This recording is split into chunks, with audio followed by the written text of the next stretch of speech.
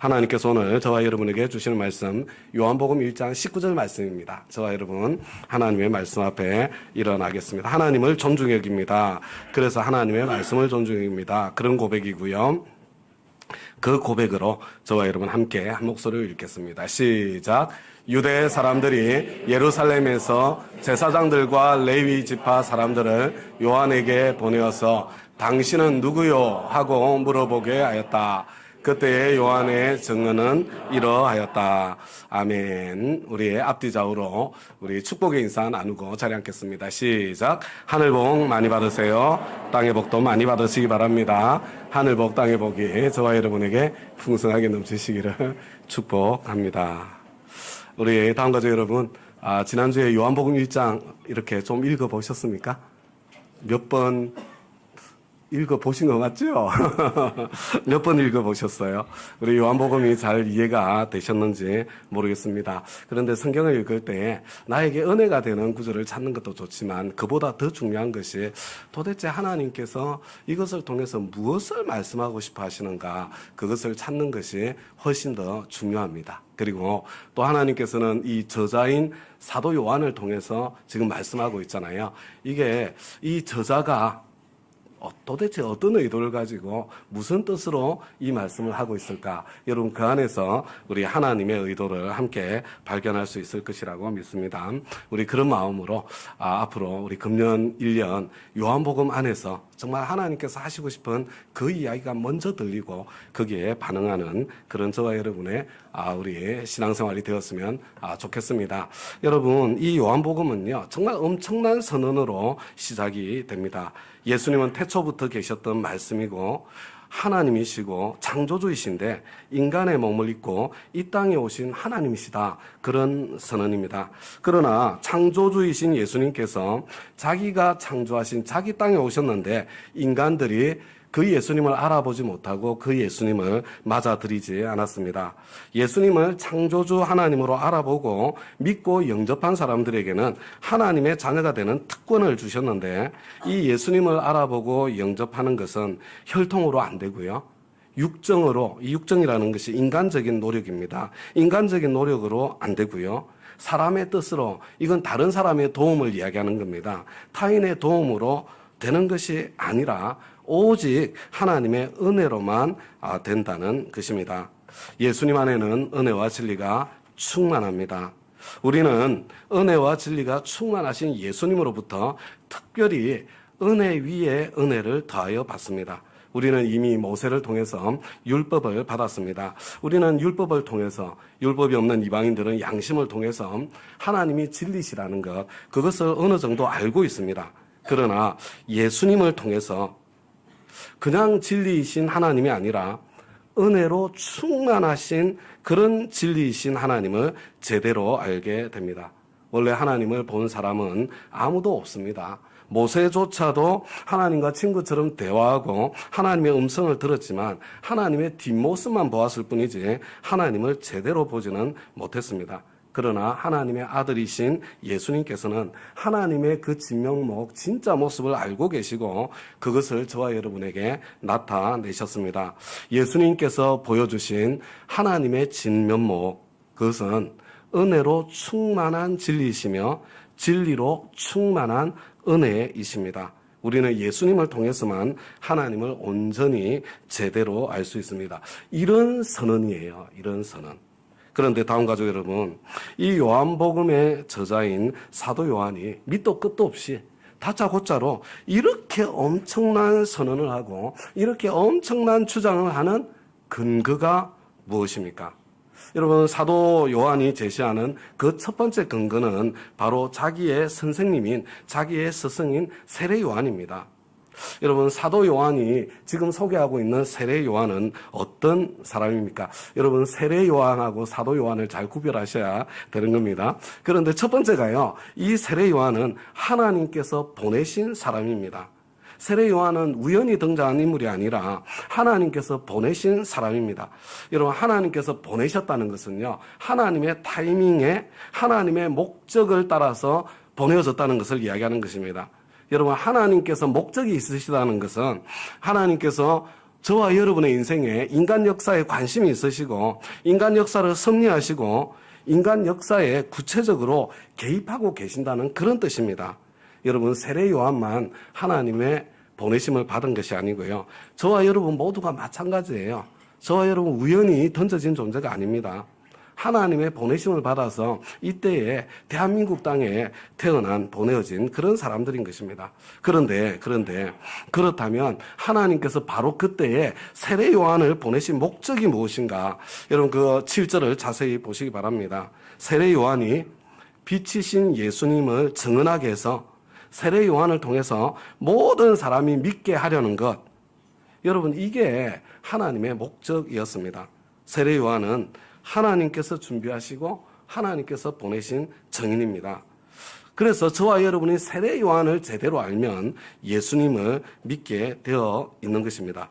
그렇다면 이 세례 요한은 예수님에 대해서 어떻게 증언했습니까?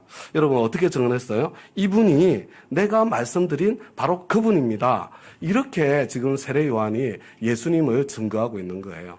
이분이 내가 말씀드린 바로 그분입니다. 여러분 이게 무슨 뜻이에요? 세례 요한은요, 예수님을 만나기 전부터 하나님께서 이런 분을 보내실 것이다 미리 선포하고 있었고요. 그리고 예수님이 나타나셨을 때, 예수님을 알아보았을 때 이분이 바로 내가 이야기하던 바로 그분이십니다. 이렇게 지금 예수님을 증언한 것입니다. 그렇다면 세례 요한은 빛이신 그분을 어떻게 미리, 어떤 분으로 미리 선포했으며 빛이신 그분이 바로 이분이시다. 예수님이 바로 그 빛이신 그분이시다. 이것을 어떻게 알아보았을까요? 여러분 그 자세한 내용이 여러분 19절부터 소개가 되고 있는 것입니다. 다음 거죠 여러분. 예루살렘에서 제사장들과 레위 지파 사람들을 세례 요한에게 보냈습니다. 여러분 뒤에 24절을 보면요. 이 당시 정치 권력, 종교 권력을 쥐고 있던 바리새파 사람들이 지금 제사장들과 레위 사람들을 세례 요한에게 보낸 거예요. 여러분 이 사람들 세례 요한을 찾아서 뭐라고 질문해요? 뭐라고? 당신은 누구요? 이렇게 질문을 해요. 여러분 세례 요한은 뭐라고 대답합니까? 나는 그리스도가 아니요. 이렇게 대답합니다. 그러니까 여러분 당신은 누구요? 이 질문은 어떤 질문이었어요? 당신이 그리스도요?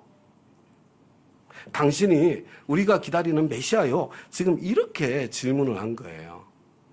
여러분 이 사람들이 지금 왜 그렇게 질문을 했을까요? 여러분 당시에 수많은 사람들이 이분이 지금 메시아가 아닐까? 이분 지금 그리스도가 아닐까? 그런 있잖아요. 기대를 가지고 수많은 사람들이 지금 세례 요한에게 몰려들고 있었기 때문에 그런 것입니다.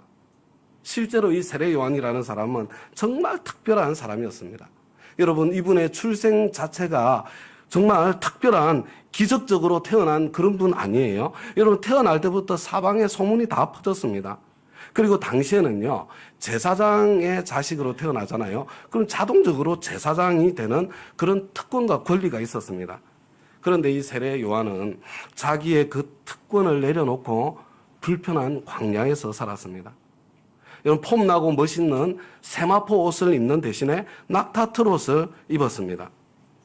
얼마든지 먹을 수 있는 좋은 음식을 먹지 않고 메뚜기와 야생꿀을 먹었어요. 여러분 메뚜기 잡아서 먹는 거 이게 쉬울 것 같습니까? 여러분 야생꿀 이거 따서 먹는 거 이거 절대로 쉬운 일 아니에요. 여러분 이런 기이한 모습만 보아도 이 사람 보통 사람 아니구나. 지금 사람들의 관심을 끌기에 충분한 사람이었습니다. 그런데 이분의 메시지가, 이분의 설교가 장난이 아니었습니다. 이분은 사람을 두려워하지 않았습니다. 이분은요, 왕에게도 거침없이 그 잘못을 지적할 만큼 당당했습니다. 세리들도, 군인들도, 백성들도 이분의 설교를 듣고 세례를 받기 위해서 모여들었습니다. 여러분, 지금 이 시대에도 만약에 이런 목사님이 등장한다면 자기가 마땅히 누릴 수 있는 특권을 다 내려놓고 그렇지만 진리에 있어서는 당당하고 단호한 이런 목사님이 등장한다면 아마 수많은 사람들이 그분을 존경하고 따를 것입니다. 사람들이 구름대처럼 세례 요한에게로 몰려들었습니다. 그러니까 지금 이 예루살렘에서 진상조사를 할 만큼 여러분 이 진상조사를 하기 위해서 온 이 사람들의 질문의 뉘앙스를 보면요. 이게 이 사람이 진짜 그리스도일지도 모른다는 여러분 그런 가능성과 기대가 있었던 것으로 이렇게 느껴지지 않아요? 그러니까 세례 요한이 아니요. 나는 그리스도가 아니요. 이렇게 단호하게 대답을 한 것입니다. 그러니까 이 사람들이 지금 계속해서 물어보는 거예요. 아니 그러면 당신 도대체 누구십니까? 당신 엘리야요? 특별히 낙타 트로 때문에 엘리야를 연상했던 사람이 많았던 것 같습니다. 그리고 여러분 말라기 4장 5절에는요. 이런 예언의 말씀이 있어요. 주님의 크고 두려운 날이 오기 전에 엘리야를 보내시겠다. 하나님께서 미리 약속을 하셨거든요. 세례 요한이 그냥 심판의 메시지를 전하면서 주님의 크고 두려운 날이 곧 올 거라는 그런 느낌이 들잖아요. 회개 물세례를 막 베풀면서 낙타 트롯을 입고 등장을 해놓으니까 이 사람이 지금 하나님께서 약속하셨던 그 엘리야인가? 여러분 이 사람들이 성경을 잘 아는 사람들이잖아요. 그 가능성을 지금 확인해 보는 거예요. 세례 요한이 아니요. 단호하게 아니라고 대답합니다. 그렇다면 당신이 그 예언자요? 여러분 지금 세례 요한은요 이미 예언자가 맞아요. 누구나 다 예언자로 인정하고 있습니다. 여기서는요 그 예언자냐고 묻고 있는 거예요. 여러분 이 그 예언자는 모세가 약속했던 모세가 자기 자신과 비교할 만한 그런 예언자로 신명기 18장 15절에 그 예언자가 올 것을 그걸 미리 약속을 했거든요. 그러니까 이 세례 요한은요 당시 성경에 정통했던 사람들이 이 사람 메시아일 가능성이 있다. 아니면 엘리야일 가능성이 있다. 아니면 그 예언자일 가능성이 있다고 생각했을 만큼 정말로 특별한 분이 여러분 세례 요한이었다는 그런 뜻입니다. 그래서 다 아니라고 그러니까. 그러면 당신은 누구란 말이요? 도대체 당신의 정체가 무엇이요? 여러분 이 사람들이 얼마나 궁금해하는지 여러분 그거 보이지 않습니까? 이 세례 요한은요 그 당시에 그토록 특별한 그런 사람이었어요. 드디어 세례 요한이 자기의 정체를 밝힙니다. 여러분 무슨 말이에요? 나는 지금 메시아가 오실 길, 주님이 오시는 그 길을 준비하고 있는 사람이요. 하나님께서 그 길을 준비하라고 보낸 사람이요. 여러분들이 메시아가 오시는 그것을 알아보고 그분을 맞아들일 수 있도록 여러분을 준비시키라고 하나님께서 보내주신 사람이요. 이렇게 지금 말하고 있는 거예요. 여러분 이렇게 대답을 듣고 나니까요. 이 사람들이 또 궁금해진 거예요. 또. 근데 저는요. 실제로 있잖아요. 이 사람들이 정말로 궁금했던 질문이 바로 이것이라고 생각합니다. 그렇다면 당신이 세례를 주는 이유가 무엇이요? 아니 당신이 그리스도도 아니고 엘리야도 아니고 그 예언자도 아니라면 당신은 도대체 무슨 자격으로 무슨 목적으로 세례를 주고 있는 거예요? 이거예요. 여러분 왜냐면요. 당시에 이 세례는요. 아무 때나 베푸는 게 아니었어요. 여러분 지금도 세례 아무 때나 하지 않잖아요. 당시에 이 세례는요. 이방인들이 유태인으로 개종할 때 그때 베푸는 것이 세례였습니다. 그런데 지금 이 세례 요한은요. 이방인들에게 세례를 베풀고 있는 게 아니에요. 지금 유태인들에게 지금 세례를 베풀고 있는 것입니다. 이거는요. 그 당시에 있잖아요. 종교인들에게는 이게 특별하게 정말로 이상한 것입니다. 당신들은 스스로 혈통만 믿고 하나님의 백성이다, 구원받았다 그렇게 떠들고 자랑스럽게 생각하고 있는데 당신들 진짜 하나님 백성 아니다. 당신들 회개하고 진짜 유대인, 진짜 하나님 백성이 되어야 된다. 지금 그런 메시지를 하고 있는 거잖아요.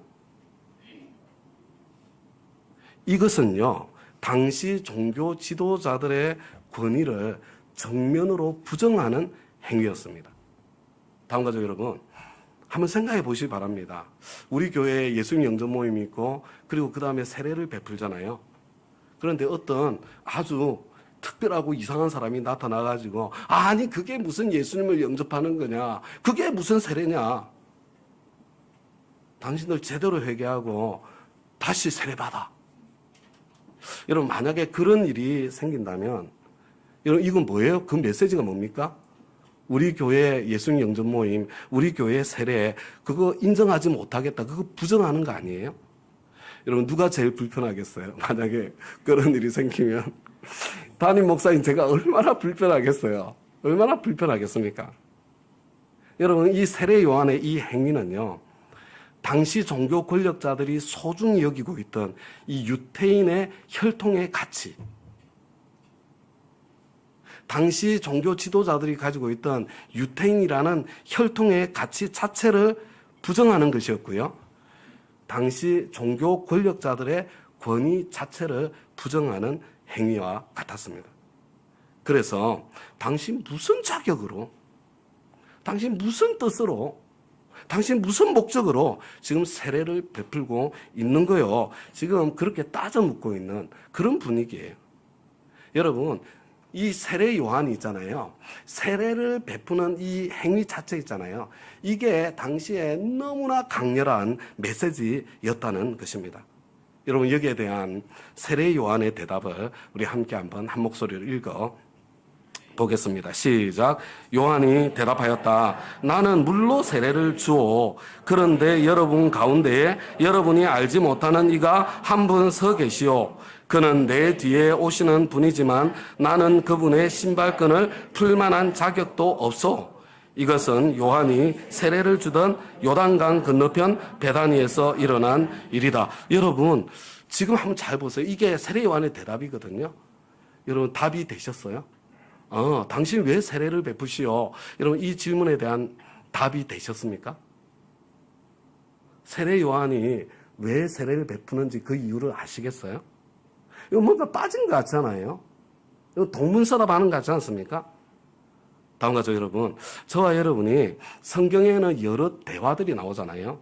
그런데 성경에 나오는 여러 대화들을 읽을 때 이것이 그 대화를 받아쓰게 한 녹취록이다. 이렇게 생각하시면 안 돼요. 여러분, 이때는요, 그 진상조사할 때 훨씬 더 길고도 많은 대화가 있었어요.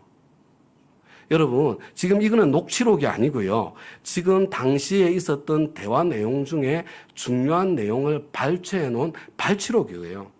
여러분, 그렇게 이해를 하고 성경을 읽어야 여러분 성경을 더 잘 합리적으로 이해를 할 수 있게 돼요. 여러분, 이게 진짜로 세례 요한이 뭐라고 대답했는지를 알려면요. 그래서 성경은 항상 문맥 속에서 읽어야 그 의미를 제대로 알 수가 있는 거예요. 다음 문단까지 읽어야 우리는 있잖아요. 이 세례 요한의 대답의 실체를 알 수가 있는 거예요. 여러분, 세례 요한의 대답은 이런 내용입니다. 나는 물로 세례를 주오. 그런데 여러분 가운데 여러분이 알지 못하는 이가 한 분 서 계시오. 그는 내 뒤에 오시는 분이지만 나는 그분의 신발끈을 풀 그런 자격도 없는 사람이요. 그분은 성령으로 세례를 베풀 것이요. 나에게 물로 세례를 베풀게 하신 하나님께서 나에게 말씀하시기를 내가 물로 세례를 베풀 때에 성령이 비둘기처럼 내리는 사람을 만나게 될 텐데 바로 그분이 성령으로 세례를 베푸는 분이라고 나에게 말씀해 주셨어. 그분이 내가 말하고 있는 내 뒤에 오시는 분이고 나보다 먼저 계신 분이고 나는 그분의 신발끈을 풀 만한 자격도 되지 않는 바로 그런 분이요. 그래서 나는 바로 그분을 찾아서 그분을 이스라엘에 드러내기 위해서 하나님께서 나에게 명령하신 대로 나는 지금 물로 세례를 베풀고 있는 것이요. 여러분, 그런데 다음 가죠, 여러분. 세례 요한이 말하기를요, 자기 뒤에 오시는 그분이 얼마나 엄청나신 분이신지를 뭐라고 그랬어요? 나는 그분의 신발끈을 풀 만한 자격도 없어. 이렇게 지금 설명하고 있잖아요. 여러분, 이 당시에 이 신발이 저와 여러분이 신는 구두 같은 그런 신발이 아니에요. 여러분, 당시에 신는 신발은요, 집신 같은 신발입니다. 샌들 같은, 이렇게 남학신 같은 샌들 같은 신발이에요. 여러분, 그 사막 광야길에 여러분 그 샌들을 끌고 다니잖아요. 그죠? 여러분, 이거 더럽고 불결하기가 이게 말로 다 할 수 없는 그런 신발입니다. 그래서 주인이 일을 보고 집에 돌아오잖아요. 그런데 그 주인의 신발끈을 풀어주는 일은 그 집에 있는 종 중에서 가장 낮은 종이 하는 일이 신발끈을 풀어주는 일이었다고 합니다. 여러분, 과거 우리나라에서 스승을 존경하지 않았습니까? 그래서 뭐라고 그래요? 우리 선생님의 그림자도 밟지 않는다. 그런 느낌으로 이야기하잖아요. 여러분, 이스라엘에도 그거하고 비슷한 말이 있어요. 여러분, 이스라엘에서는 율법의 선생님인 랍비를 엄청나게 존경했잖아요. 그래서 이 랍비에 대한 존경심을 뭐라고 표현했냐면요. 야, 우리 랍비님들께는 신발끈 풀어드리는 일 외에는 뭐든지 다 해야 돼. 여러분, 느낌이 오셨어요? 아니, 랍비를 존중해야 되는데, 그렇기 때문에 랍비님께는 신발끈 풀어드리는 일 외에는 다 해드려야 돼. 여러분, 이해가 되셨어요? 아무리 랍비가 존경스럽고 대단하고 뭐 이렇게 보인다고 하더라도, 그렇다고 하더라도 그 신발끈은 풀어줄 수 없다는 이야기예요. 여러분, 신발끈 푸는 일이 그렇게 천하고 그렇게 더러운 일이라는 그런 뜻입니다. 그러니까 여러분, 한번 생각해 보세요. 지금 이 세례 요한만 해도 여러분, 얼마나 대단한 분이에요. 지금 주위에 있는 사람들이, 야, 이분 엘리야 혹시 아니야? 이분 지금 바로 그 예언자 아니야? 이분 지금 혹시 메시아 아니야? 그런 생각을 하면서 몰려들 정도로 대단한 분이셨는데, 세리들도 군인들도 심지어 왕조차도 이분이 말하면 함부로 대꾸조차 하지 못하는 그런 상황이었는데, 그런데 이분이 뭐라고 그러냐면, 나는 지금 내 뒤에 오시는 분을, 내가 그분이 오실 길을 준비하고 있어. 그런데 이분이 어떤 분이냐면, 나는 그분의 신발끈 풀 자격조차 없는 사람이요. 여러분, 이분이 얼마나 엄청나고 얼마나 대단한 분을 지금 기다리고 있는지 그게 느껴지지 않습니까? 세례 요한은 바로 그런 분을 기다리고 있었고, 하나님께서는 바로 그분이 누구신지 알아보는 방법으로 물로 세례를 주는 그 일을 명하신 거예요. 그런데 이 진상조사를 받는 그때까지 아직까지 그분을 찾지를 못한 거예요. 아직 그분을 만나지 못한 거예요. 여러분, 그리고 있잖아요. 지금 이게 뭐냐면 그 다음날 일어난 일이에요. 그 다음날. 이런 일이 있었던 그 다음날이에요. 여러분, 그 다음날 일어난 사건은요, 이 단락 전체를 읽어야 저와 여러분이 제대로 이해할 수 있습니다. 그래서 29절부터 34절까지 단락 전체를 먼저 한번 쭉 읽을 거거든요.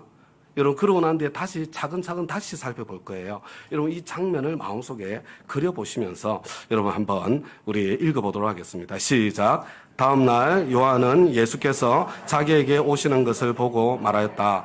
보시오, 세상 죄를 지고 가는 하나님의 어린 양입니다. 내가 전에 말하기를 내 뒤에 한 분이 오실 터인데 그분은 나보다 먼저 계시기에 나보다 앞서신 분입니다 한 적이 있습니다. 그것은 이분을 두고 한 말입니다. 나도 이분을 알지 못하였습니다. 내가 와서 물로 세례를 주는 것은 이분을 이스라엘에게 알리려고 하는 것입니다. 요한이 또 증언하여 말하였다. 나는 성령이 비둘기같이 하늘에서 내려와서 이분 위에 머무는 것을 보았습니다. 나도 이분을 몰랐습니다. 그러나 나를 보내어 물로 세례를 주게 하신 분이 나에게 말씀하시기를 성령이 어떤 사람 위에 내려와서 머무는 것을 보거든 그가 바로 성령으로 세례를 주시는 분임을 알아라 하셨습니다. 그런데 나는 그것을 보았습니다. 그래서 나는 이분이 하나님의 아들이라고 증언하였습니다. 여러분, 이제 여러분 자세히 한번 보시기 바랍니다. 여러분, 다음 날 이렇게 돼 있죠. 여기서 다음 날이 어떤 날이라고요? 여러분, 세례 요한이 지금 바리새인들의 진상조사를 받은 그 다음 날이에요. 여러분, 진상조사자 내려왔던 이 사람들 어떻게 되었을까요? 갔을까요? 거기에 있었을까요? 저는 이 사람들이 돌아갔을 거라고 저는 생각합니다. 그런데 바로 그 다음날, 여러분 타이밍이 너무 재밌잖아요. 바로 그 다음날 예수님께서 세례를 받으러 지금 요단강에 찾아오신 거예요. 그리고 세례 요한은 세례를 베풀면서 예수님 위에 성령님이 내리시는 것을 보았습니다. 그래서 지금 세례 요한이 지금 말하고 있는 거예요. 그런데 여러분, 누구한테 지금 이 말을 하고 있는 것일까요? 듣는 사람이 분명하지가 않아요. 그러나 틀림없는 한 가지는요, 듣는 사람 중에는 요한복음의 저자인 사도 요한이 포함되어 있다는 겁니다. 저는 자기의 제자들에게 하는 말일 것이라고 저는 그렇게 생각합니다. 보시오, 세상 죄를 지고 가는 하나님의 어린 양입니다. 내가 전에 말하기를 내 뒤에 한 분이 오실 터인데 그분은 나보다 먼저 계시기에 나보다 앞선 분입니다 한 적이 있지 않습니까? 그것은 바로 이분을 두고 한 말입니다.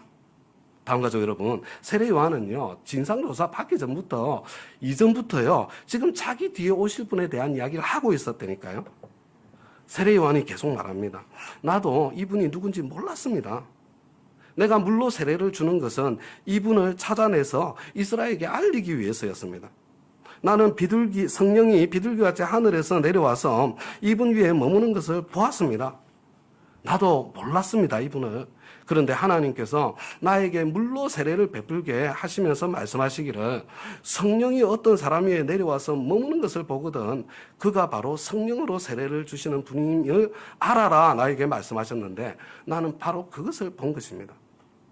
그래서 나는 이분이 내가 기다리던 그분 바로 하나님의 아들이라고 증언한 것입니다.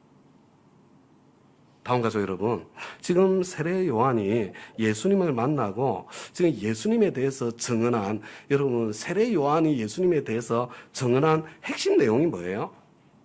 여러분 세례 요한은요, 예수님을 알아보고 난 뒤에요, 첫째, 이분은 세상 죄를 지고 가는 하나님의 어린 양이다. 둘째, 이분은 성령으로 세례를 베푸는 분이시다. 셋째, 이분은 내가 신발끈을 풀어드릴 자격조차도 없는 분이시다. 넷째, 이분은 하나님의 아들이시다. 여러분 세례 요한이 이거 어떻게 알았을까요? 이분 기다리면서요.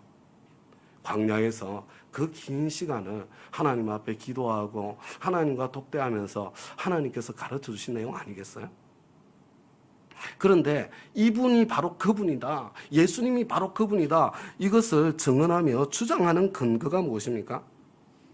하나님께서 자기에게 미리 말씀해 주신 그대로 물로 세례를 베풀 때에 예수님 위에 성령님이 내리시는 것을 보았기 때문입니다. 다음 가족 여러분, 저는 이 자리에 계신 여러분들 가운데 아직 예수님을 영접하지 않으신 분들에게 말씀드립니다. 한번 생각해 보십시오. 저와 여러분이 만약에 이 세례 요한의 시대에 살았더라면, 이 세례 요한을 직접 보았고 이 세례 요한이 하는 말을 직접 들었더라면 저와 여러분은 이 세례 요한의 증언을 듣고 예수님을 믿고 예수님을 영접할 수 있었을까요?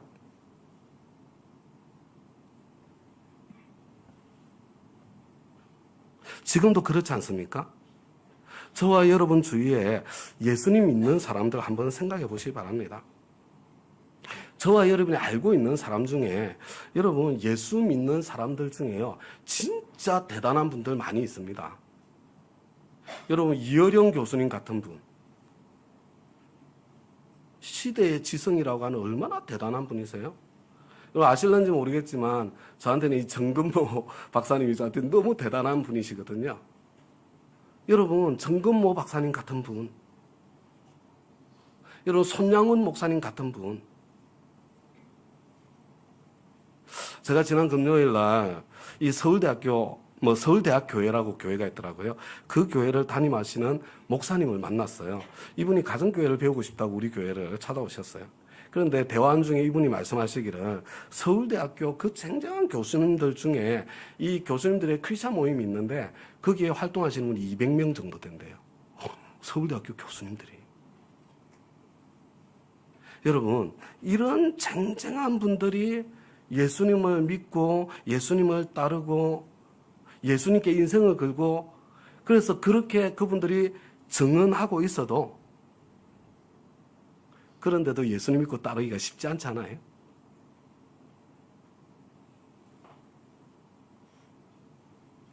예수님 알아보고 예수님 영접하는 거 이거 혈통으로 안 되는 거예요.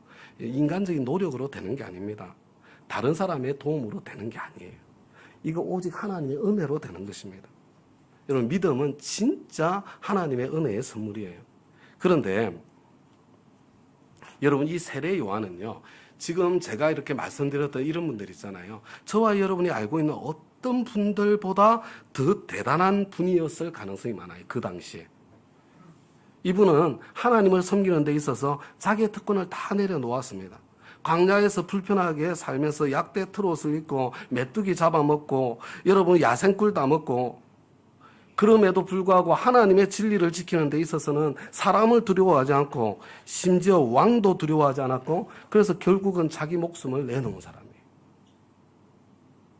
그런데 여러분 그런 인생을 살았던 그분이 예수님에 대해서 증언하기를 뭐라고 그랬다고요?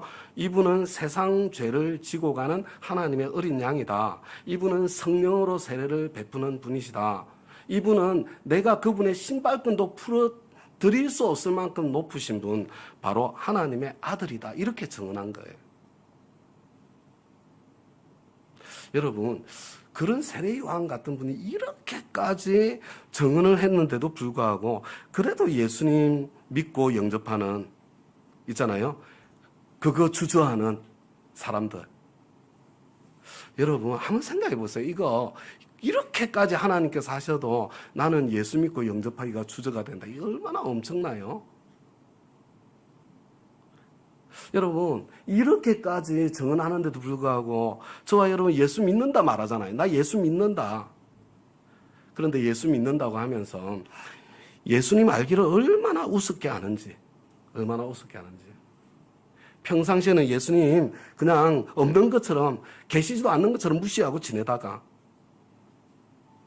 자기 아쉬울 때만 예수님 불러서 이거 해달라 저거 해달라 왜 안 해주느냐, 그렇게 마음대로 요구해도 되는 종놈처럼 대하는 그런 저와 여러분의 신앙생활 아니에요? 여러분 예수님이 정말로 그래도 되는 분일까요? 그렇게 살고 있는 저와 여러분이 정말로 예수님을 정말로 알아본 건 맞을까요?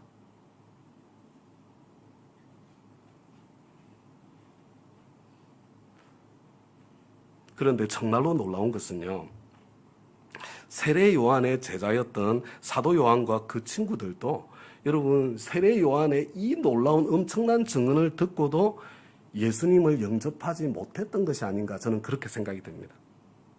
여러분 스승이 이렇게까지 이전에도 말했고 그냥 뭐 예수님 만나고 갔는데 얼마나 엄청났겠어요. 이렇게까지 증언하는 것을 들었다면 제가 생각하기에는요, 당장에 그분이 어디 계세요? 그분이 뭐 예수님을 뭐 따라 나서든지 아니면 그 기회에 예수님이 안 보였으면 이분을 찾아서 그냥 나서든지 이렇게 했어야 될 것 같은데요, 제가 보기에는. 그런데 그날 있잖아요, 이 사람들이 엄청 생각이 복잡했던 것 같아요. 그냥 그렇게 그냥 그날이 지나가고 말아요. 그냥 그 하루가 그렇게 그냥 흘러가 버리는 거예요. 여러분 35절에 다음 날이 바로 그 다음 날이에요. 다음 날 세례 요한은 자기 제자 두 사람과 함께 서 있었습니다. 그런데 마침 그 예수님이 지나가는 게 보이는 거예요. 그래서 막 말하는 게 봐라 저분이다. 내가 어제 말씀드렸던 그분, 하나님의 어린 양이다. 이제서야 드디어 그 두 제자가 있잖아요, 예수님을 따라 나서기 시작했다니까요. 여러분 그 두 제자 중에 한 사람은 시몬 베드로와 형제가 아닌 안드레였습니다. 그렇다면 나머지 한 명은 누구일까요? 여러분 바로 요한복음의 저자인 있잖아요, 사도 요한 자신이에요. 이 사도 요한은 계속 자기를 감추면서 이 이야기를 풀어가고 있거든요. 그리고 여러분 사도 요한과 안드레 이 두 사람은요, 그날 예수님과 함께 시간을 보내요. 그리고 난 뒤에 여러분 그날인지 다음 날인지 모르겠으나 그날일 가능성이 많죠. 그리고 안드레는 자기 형 베드로를 찾아가서 뭐라고 그래요? 우리가 메시아를 만났어. 그러니까 지금 사도 요한과 있잖아요, 안드레는요, 이날 예수님을 만난 거예요. 여러분 스승 세례 요한이 하나님의 아들이라고 주장하는 말씀해주는 그 예수님이 아니고요, 나의 하나님, 나의 메시아를 여러분 이날 만나게 된 거예요. 그리고 안드레는 즉시 형 베드로에게 이 예수님을 소개하고요, 사도 요한과 안드레는 스승 세례 요한을 통해서 예수님을 만났잖아요, 그죠? 그리고 베드로는 여러분 동생 안드레를 통해서 예수님을 만나게 되는 그런 일이 일어나게 되는 거죠. 그리고 다음날 예수님께서는 여러분 베다니가 저 아래쪽에 있잖아요. 그래서 이제 갈릴리로 돌아가시려고 하셨는데 그러던 중에 빌립을 만나요. 빌립을 제자로 부릅니다. 여러분 빌립이 왜 예수님을 따라 나섰을까? 아마도 고향 사람 안드레와 베드로가 있었기 때문에 예수님을 따라 나서고 예수님을 만나게 되었을 것 같습니다. 빌립은 또 친구 나다나엘을 찾아가서 나다나엘을 예수님께로 이끌어줍니다. 여러분, 이 내용이 요한복음 1장이에요. 다음 가죠, 여러분. 제가 보기에요, 이 요한복음은요, 마치 사도 요한의 구원 간증문 같습니다. 제가 보기에. 사도 요한이 나는 이런 예수님을 만났어. 먼저 자기가 만난 예수님을 선포하고 난 뒤에, 그리고 자기가 예수님 만난 과정을 지금 구구절절히 소개하고 있는 거예요. 자기가 내가 어떻게 이 예수님을 알고 만나게 되었냐면, 지금 자기가 예수님 만난 과정을 지금 소개하는데, 자기의 스승 세례 요한을 빼고는 자기가 예수님 만난 경위를 설명을 할 수가 없는 거예요. 세례 요한을 스승으로 둔 것이 어쩌면 자기에게는 하나님의 은혜 위에 은혜였다는 그런 고백이에요. 지금 사도 요한은 저와 여러분에게, 나도, 내 친구 안드레도, 어쩌면 베드로도, 빌립도, 나다나엘도, 저는 이 사람들이 다 세례 요한을 쫓아다녔을 거라 생각하거든요. 나의 스승 세례 요한의 그 삶 때문에, 그분의 증언 때문에 예수님을 만났는데, 당신들도 우리처럼 예수님을 믿고 구원을 받고 예수님을 따랐으면 좋겠다고, 지금 저와 여러분을, 이 요한복음을 읽는 청중들을 지금 예수님께로 믿음의 길로 초대하고 있는 것입니다. 제가 이 자리에 계신 저와 여러분 가운데 아직 예수님을 영접하지 않으신 분들에게 말씀드립니다. 여러분, 세례 요한의 증언 때문에, 여러분 이 정도 세례 요한이 이렇게까지 증언해 주셨으면 여러분 예수님 영접할 수 있지 않겠어요? 여러분, 세례 요한의 삶을 한번 들여다보세요. 여러분, 이런 분의 증언이라면 여러분 한번 믿고 따라가 볼만 하지 않습니까? 세례 요한. 여러분, 세례 요한뿐만 아니라 여러분, 저와 여러분에게는 얼마나 많은 믿음의 증인이 있습니까? 지난 2000년 동안 목숨을 걸고 예수님을 증언한 그런 증인들이 있지 않습니까? 지금도 살아 숨쉬는 얼마나 대단한 실력자들이 많이 있습니까? 여러분, 이 정도 증언이면 충분하지 않아요? 더 미루지 마시고, 더 늦추지 마시고, 여러분 예수님을 구주와 주님으로 영접하시기를 저는 부탁을 드립니다. 하나님의 자녀의 그 권세, 그 특권을 누려보시기를 부탁을 드립니다. 하나님께서 여러분에게 은혜를 베풀어서 예수님 좀 알아보게 해주시고 믿음의 선물 주시기를 저는 정말 기도합니다. 그런데도 아직 주저가 되시는 분들 혹시 이 자리에 계십니까? 아직 주저가 되셔도 괜찮아요. 여러분, 이 사도 요한의 간증이 아직 끝나지 않았어요. 그렇다면 이 진지하게 요한복음을 2장, 3장, 4장 읽어가시면서 사도 요한이 저와 여러분에게 전해주는 예수님의 그 사건 하나하나를 진지하게 살펴보면서, 여러분 이 예수님이 어떻게 은혜가 충만하고 이 예수님 안에 어떻게 진리가 충만한지 그것을 이렇게 살펴보시면서 예수님을 만나게 되시기를 우리 주님의 이름으로 축원합니다. 여러분, 요한복음 제대로 읽어나가시면 여러분 그냥 시간이 가면 갈수록 예수님이 더 좋아질 거예요. 여러분, 하나님이 더 좋아질 겁니다. 하나님은 안 믿을 수 없을 거예요. 이 자리에 계신 저와 여러분 가운데 이미 예수님 만나서 지금 하나님의 자녀로서 살고 있는 분들에게 제가 말씀드리고 싶습니다. 여러분, 사도 요한은 자기가 만난 예수님을 소개하기 위해서 내가 어떻게 예수님 만났는 줄 알아? 이걸 소개하기 위해서 지금 세례 요한을 말하지 않을 수가 없는 거예요. 내가 예수님 만나게 된 것은 나의 스승 세례 요한 때문입니다. 지금 이렇게 고백하고 있는 거예요. 그렇다면 저와 여러분은 나는 누구 때문에 예수님을 만났습니까? 내가 만난 내 예수님을 소개하려면 내가 이분을 말하지 않고서는 내가 만난 이 예수님을 소개할 수 없다. 내가 어떻게 신자가 됐는지 설명할 길이 없다. 여러분, 그런 분 있지 않으십니까? 여러분, 베드로에게는 형제 안드레예요.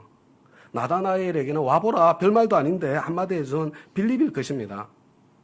저도요, 이 설교를 준비하면서 그래, 여러분 제 인생도 그렇지 않습니까? 제가 예수님 만나가 지금 목사까지 되었는데 직장생활 하다가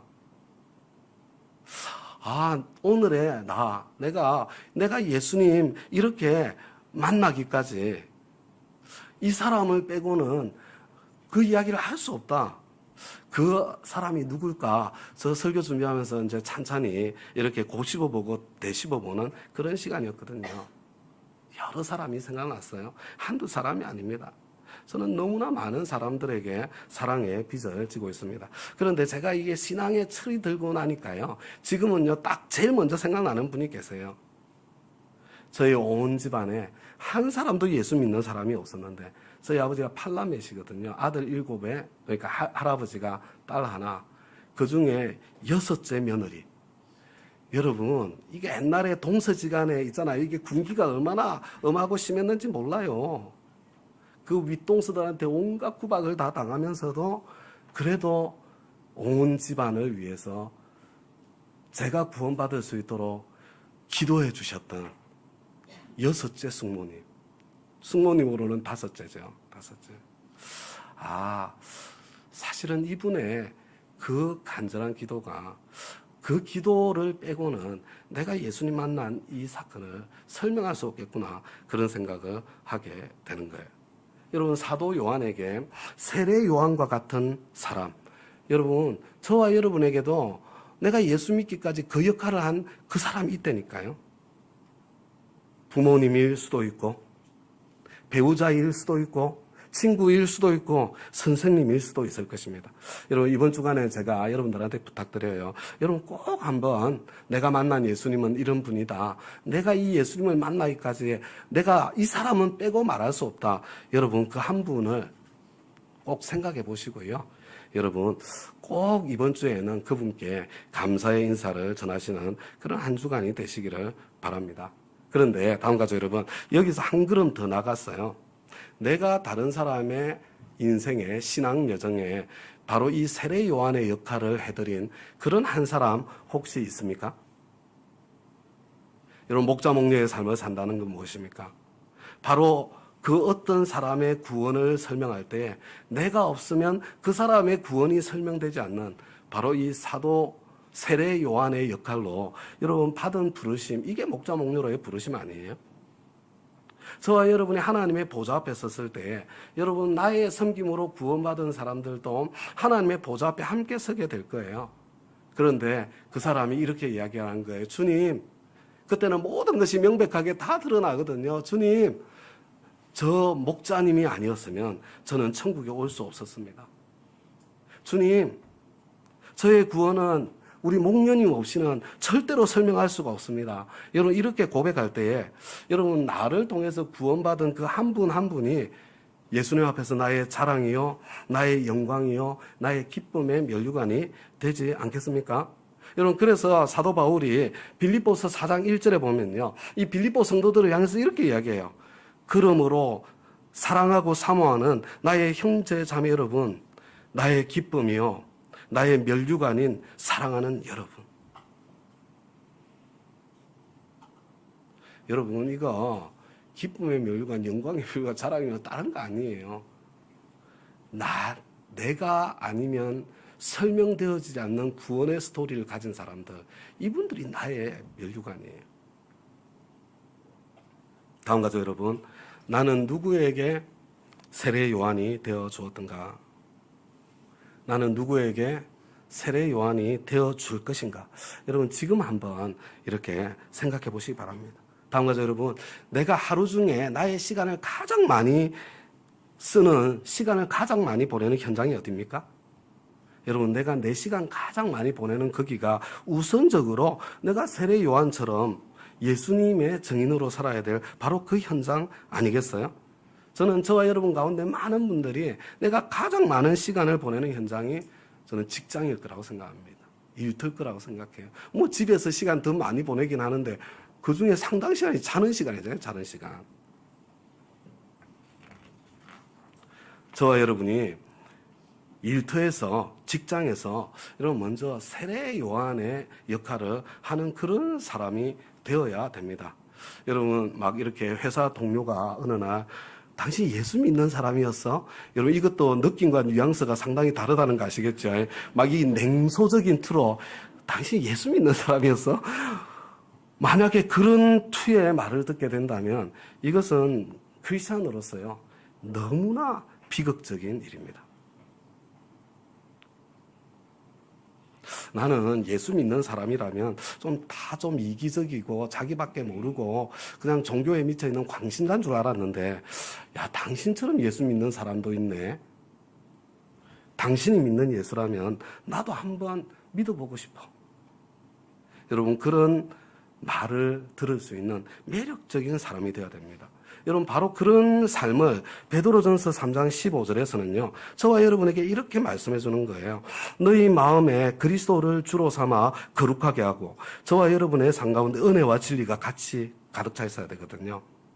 그러면 너희 속에 있는 소망에 관한 이유를 묻는 자에게는 당신 누구요? 그런 질문이 찾아오는 순간이죠. 대답할 것을 항상 준비하되 온유와 두려움으로 하고. 여러분, 저와 여러분은 일터에서 가장 많은 시간을 보내겠지만 일터보다 훨씬 더 소중한 공간이 어디예요? 저와 여러분의 집 아닙니까? 우리 집에서 우리 자녀들에게, 우리 부모님께, 부부 사이에 여러분은 세례요한 같은 사람이 돼야 됩니다. 여러분, 매력적이고 자랑스러운 엄마가 되고 아빠가 되고 아들이 되고 딸이 되고, 그리고 그런 배우자가 되어야 합니다. 여러분, 어떻게 살면 그런 일이 일어날까요? 내가 그렇게 살아야지 결심하면 그렇게 사라져요, 안 사라져요? 여러분, 지금까지 얼마나 많이 설교 듣다가 그런 결심을 얼마나 많이 해오셨어요? 여러분, 저와 여러분, 결심한다고 그렇게 사라지는 게 아니에요. 여러분, 배우고, 여러분, 실습하고, 훈련하고, 연습해야, 그래야 그렇게 사라지는 것입니다. 여러분, 당장에 이번 주부터 삶 공부가 시작되는데, 여러분, 일터의 삶. 여러분, 이번에 일터의 삶 개설되더군요. 여러분, 부부의 삶. 왜 삶 공부인 줄 아세요? 배우기만 하지 않고 실습하고 훈련하고 연습하는 시간까지 포함되어 있어서 우리는 삶 공부예요. 여러분, 여러분 좀 더 늦추지 마시고요. 여러분, 이거 삶 공부 좀 신청하시고 1년에 한 과목 좀 해보겠다, 이렇게 좀 결심하고 신청하시고요. 특히 저는 일터의 삶, 부부의 삶 꼭 수강하시길 바라고요. 그 다음에 어떻게 되냐면요, 그것만으로도 안 돼요. 그것만으로. 그래서 우리는요, 목장에서 또 실습하고 또 훈련하고 또 연습하는 거예요. 여러분, 이거 있잖아요. 목장과 교회는요, 그냥 훈련장, 연습장이에요. 우리는 있잖아요, 우리 동네에서 세례요한과 같은 그런 사람이 되어야 됩니다. 그런데 요즘 어때요? 우리 동네가 어딘지를, 동네 사람이 누군지를 알 수가 없습니다. 그래서 지리적 동네 중요하죠. 저는 우리 교회 근처에 있는 사람들이, 우리 동네에 다운 교회가 있어서 너무 좋아. 저는 이게 우리 교회로서 목표 중에 하나예요. 다운 교회가 있어서 너무 좋다. 우리 동네에 다운 교회가 있는 게 우리한테는 기쁨이야, 축복이야. 근데 여러분, 우리 개개인의 영역에서 보면요, 지리적인 동네가 큰 의미가 없을 때가 많습니다. 그래서 요즘은 등산이나 테니스나 탁구나 자전거나 합창이나 그런 동아리, 그런 동호회, 학부모님들의 모임 같은 거, 여러분, 그런 모임이 우리 동네라고 할 수 있는 바로 그 현상이에요. 다음 가족 여러분, 교회와 목장은요, 배우고 훈련하고 연습하는 곳입니다. 그리고 실제 신앙의 현장은 일터요, 학교요, 집이요, 우리 동네입니다. 여러분, 그 동네에서 여러분 세례 요한의 역할을 하다가, 근데 당신 누구요?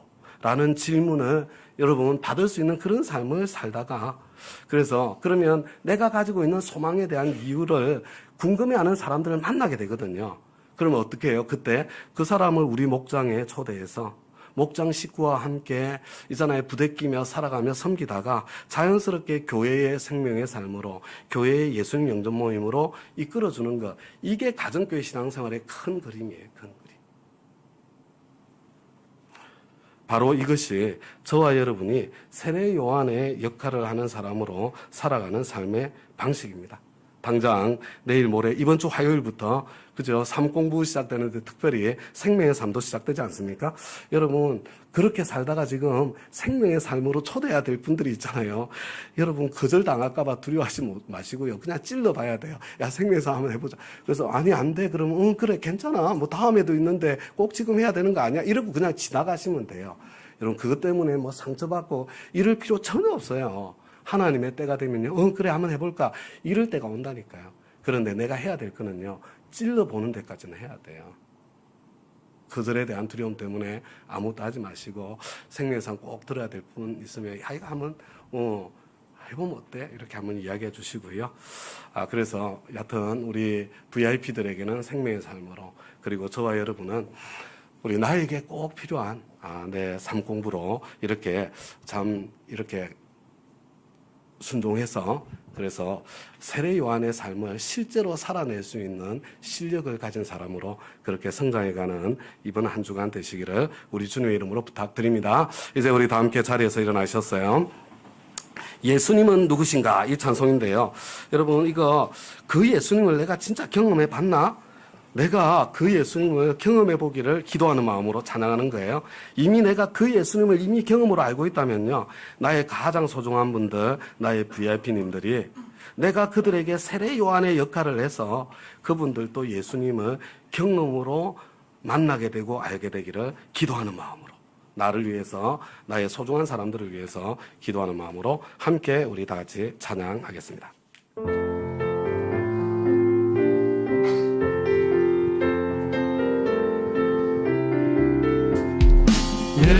예수님은 누구신가? 우는 자의 위로와 없는 자의 풍성이며 천한 자의 높음과 작은 자의 노임되고 우리 기쁨 대신에 예수님은 누구신가? 약한 자의 가난과 눈먼 자의 빛이시며 병든 자의 고침과 죽은 자의 부활되고 우리 생명 대신에 예수님은 누구신가? 주한 자의 정함과 죽을 자의 생명이며 죄인들의 중보와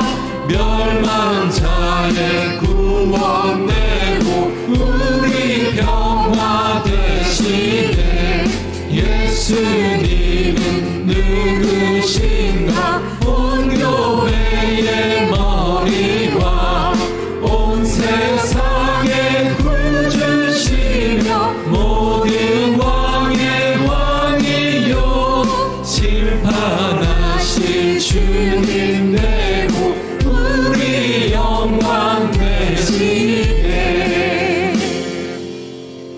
이제 삶의 예배를 드리기 위해 세례 요한의 그 역할을 해보기 위해 각자의 가정으로 학교로 일터로 우리 동네로 그리고 세상을 향해 힘차게 나아가겠습니다. 이제 평안한 마음으로 세상에 돌아가십시오. 선한 일에 용기를 가지시며 악을 악으로 갚지 마십시오. 항상 연약한 자를 도우시며 병든 자를 찾아보시며 곤란당하는 이웃을 위로하십시오. 모든 사람을 존경하시며 주님께 봉사하고 주님을 사랑하십시오. 모든 일을 믿음과 사랑으로 행하시며 어떤 일에도 소망을 포기하지 마십시오.